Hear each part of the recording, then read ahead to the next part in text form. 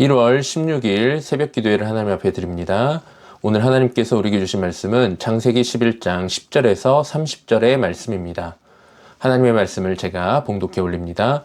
셈의 족보는 이러하니라. 셈은 100세 곧 홍수 후 2년에 아르박삿을 낳았고 아르박삿을 낳은 후에 500년을 지내며 자녀를 낳았으며 아르박삿은 35세에 셀라를 낳았고 셀라를 낳은 후에 403년을 지내며 자녀를 낳았으며 셀라는 30세에 에벨을 낳았고 에벨을 낳은 후에 403년을 지내며 자녀를 낳았으며 에벨은 34세에 벨렉을 낳았고 벨렉을 낳은 후에 430년을 지내며 자녀를 낳았으며 벨렉은 30세에 루우를 낳았고 루우를 낳은 후에 209년을 지내며 자녀를 낳았으며 루우는 30세에 스룩을 낳았고 스룩을 낳은 후에 207년을 지내며 자녀를 낳았으며 스룩은 30세에 나홀을 낳았고 나홀을 낳은 후에 200년을 지내며 자녀를 낳았으며 나홀은 29세에 데라를 낳았고 데라를 낳은 후에 119년을 지내며 자녀를 낳았으며 데라는 70세에 아브람과 나홀과 하란을 낳았더라. 데라의 족보는 이러하니라. 데라는 아브람과 나홀과 하란을 낳고 하란은 룻을 낳았으며 하란은 그 아비 데라보다 먼저 고향 갈대아인의 우르에서 죽었더라. 아브람과 나홀이 장가들었으니 아브람의 아내 이름은 사레며 나홀의 아내의 이름은 밀가니 하란의 딸이요 하란은 밀가의 아버지이며 또 이스가의 아버지였더라. 사레는 임신하지 못함으로 자식이 없었더라. 거기서 그들을 온 지면에 흩으셨더라. 아멘. 오늘은 불가능 위에 세워진 언약이라는 제목으로 함께 말씀을 나눠보려고 합니다. 창세기 11장은 바벨탑 사건 이후에 인류 전체의 이야기에서 한 가문의 이야기로 시선이 급격하게 좁혀지는 창세기의 전환점인 부분입니다. 인류 전체의 이야기에서 본격적으로 한 가문의 이야기, 즉 우리가 믿음의 조상으로 알고 있는 아브라함의 이야기가 본격적으로 시작이 됩니다. 본문은 셈에서 데라로 이어지는 족보를 반복되는 표현으로 기록하고 있습니다. 누가 누구를 낳고 라는 말씀이 계속해서 이어집니다. 이 족보는 하나님의 언약이 여전히 진행 중임을 보여주는 기록입니다. 하나님은 창세기 1장에서 그리고 홍수 이후에도 분명하게 하나님의 언약을 선포하셨습니다. 생육하고 번성하여 땅에 충만하라. 그러나 아이러니하게도 이 족보의 마지막에 등장하고 있는 이 데라의 가문은 그 언약과 전혀 어울리지 않는 현실에 놓여 있는 그러한 가문입니다. 본문 28절은 이렇게 말하고 있습니다. 하란은 그 아비 데라보다 먼저 고향 갈대아인의 우르에서 죽었더라. 그리고 30절은 더욱 충격적인 말씀이 기록됩니다. 사레는 임신하지 못함으로 자식이 없었더라. 생육하고 번성해야 할 가문에 죽음이 먼저 찾아왔고 언약이 이어져야 할 가문에 생명의 길이 막혀 있다라고 오늘 본문은 말씀하고 있습니다.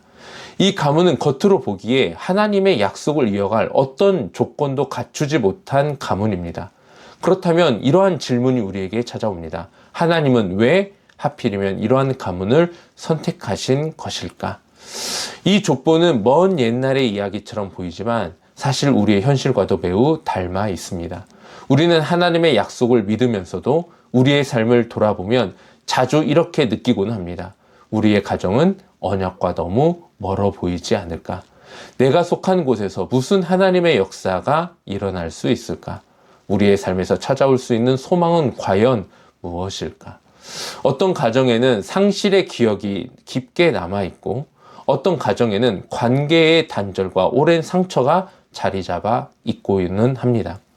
어떤 가정에는 신앙이 다음 세대로 이어질 수 있을지조차 확신하기 어려운 현실 가운데 놓여 있습니다. 교회 공동체 역시 마찬가지입니다. 우리는 하나님 나라를 늘 말하고 있지만 우리의 규모와 형편, 지역의 현실을 보면서 과연 우리가 구원의 통로로서 어떠한 일들을 감당해 나아갈 수 있을까 회의적인 생각이 들 때도 있습니다. 원대하고 큰 하나님의 역사심을 분명하게 믿지만 때로 우리의 재정이 때로는 우리의 인원이 우리의 마음을 힘들게 할 때도 있습니다. 그러나 창세기 11장은 분명하게 말씀하고 있습니다. 하나님의 언약은 가능성이 풍부한 가문에서 시작되지 않았고 오히려 언약과 가장 어울리지 않아 보이는 자리에서 시작되었다라는 사실입니다. 이 지점에서 우리는 복음의 반전을 발견할 수 있습니다. 하나님은 데라의 가문을 모르고 선택하신 것이 아닙니다. 죽음이 먼저 찾아온 가문님을 이미 알고 계셨고 사례가 임신하지 못하는 현실도 하나님은 알고 계셨습니다. 그럼에도 불구하고 하나님은 이 가문을 통해 구원의 역사를 시작하십니다. 이것이 본문이 전하는 가장 중요한 복음의 핵심입니다. 언약은 인간의 가능성 위에 세워지지 않았습니다. 언약은 하나님의 선택과 은혜 위에 세워집니다. 아브라함은 위대한 가문에서 나온 사람이 아닙니다. 그는 언약을 이어갈 만한 조건을 가진 사람도 아니었습니다. 그러나 하나님은 그를 통해 새로운 역사를 열어 가십니다. 이 족보에 반복되고 있는 낳고라는 말은 단순한 출산의 기록이 아니라 하나님이 언약을 끊지 않고 이어가신다라는 증거입니다. 사람의 눈에는 막혀 보였습니다. 그러나 하나님의 약속은 그 자리에서 조용히 진행 중입니다. 그리고 이 은혜는 이제 우리의 삶으로 이어지고 있습니다. 사랑하는 성도님들, 하나님은 오늘도 여전히 같은 방식으로 일하시는 하나님이십니다. 하나님은 완성된 가정만 사용하시는 것이 아닙니다. 완벽한 공동체를 하나님의 구원의 통로로 삼지 않으십니다. 오히려 연약하고 부족해 보이는 가정과 교회를 통하여 하나님의 나라를 이어가십니다. 우리 교회의 한 가정은 그 자체로 이미 구원의 통로로 부름받은 가정인 줄로 믿습니다. 자녀에게, 이웃에게, 우리가 살아가는 이 지역을 향해 하나님의 은혜가 흘러갈 수 있도록 세워진 가정임을 잊지 마시기 바랍니다. 아브라함의 가문이 그랬듯이 우리의 가정도 처음부터 언약에 어울려 보일 필요가 없습니다. 하나님은 그 가정을 통하여 일하시는 하나님이시기 때문입니다.